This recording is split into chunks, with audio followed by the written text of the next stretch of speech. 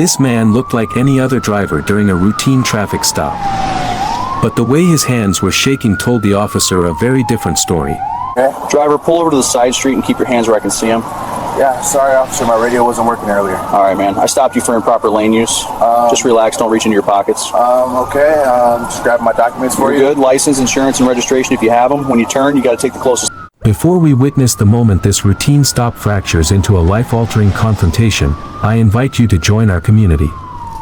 By subscribing, you help us document these raw intersections of law and human emotion, ensuring these stories of systemic tension and personal consequence are never met with silence. The cruiser's dashboard camera captured the slight, jittery swerve, a left turn that failed to hug the closest lane. It was a minor technicality, a mere sliver of traffic code, but in the sterile blue and red glow of the side street, it felt like a summons. The officer approached the glass, his shadow stretching long and sharp against the pavement. Inside, the driver's world had already begun to shrink. The officer's rap on the window was rhythmic, a percussive reminder of authority. 106 got copy. Driver, pull on the side street. The man inside didn't look like a criminal, he looked like a ghost.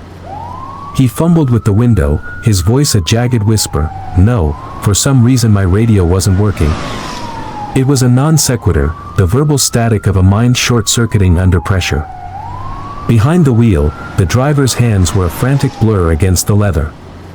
He wasn't just nervous, he was vibrating with a deep, ancestral panic that no traffic ticket could justify. The officer noted the quick, shallow breaths and the way the man's eyes darted toward the center console, searching for an exit that didn't exist. Cool, man, the officer said, his voice a practiced, level contrast to the chaos inside the car. I stopped you for improper lane use. Relax. Don't reach in your pockets. The officer's calm only heightened the driver's internal noise. Behind the steering wheel, every twitch was a confession. It wasn't just the flashing lights, it was the weight of a probation officer's signature and the knowledge of what lay hidden in the console. I'm just trying to get my stuff for you guys, he stammered, his fingers dancing a nervous rhythm. The officer leaned in closer, his flashlight beam slicing through the cabin's gloom like a scalpel. Why are you shaking so much? The driver's answer, I'm just nervous, hung in the air, thin and unconvincing. It wasn't the nerves of a routine stop, it was the visceral tremor of a man watching his freedom evaporate in real time. The atmosphere shifted from inquiry to mandate. The law offers little sanctuary once a stop is initiated.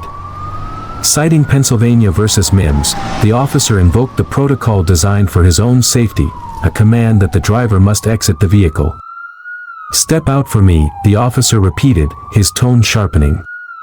But for the man inside, that threshold was a cliff edge he wasn't ready to jump from. The man remained anchored to his seat, a physical embodiment of refusal. I'm scared, man. I didn't do nothing wrong. His voice was a fragile thread, snapping under the weight of the officer's cold, procedural repetition.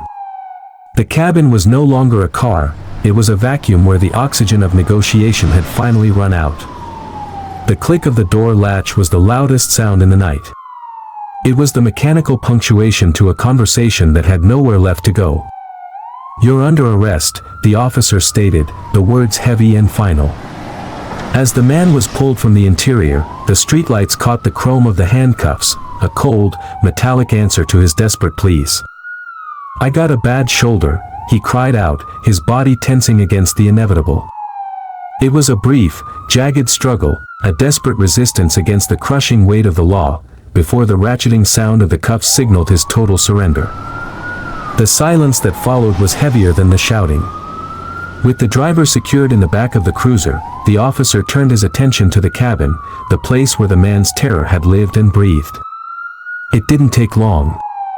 Beneath the driver's seat, tucked away from plain sight, the officer's gloved hand pulled out a small, plastic baggie. The white powder inside represented more than a crime, it was the anchor that had dragged him down. One improper turn had dismantled a life, leaving only the clinical tally of charges, possession, obstruction, and the harsh reality of a probation violated. Justice arrived in the form of a court docket and a return to the system he had tried so desperately to escape. As the tow truck cleared the scene, the street returned to its quiet, indifferent geometry.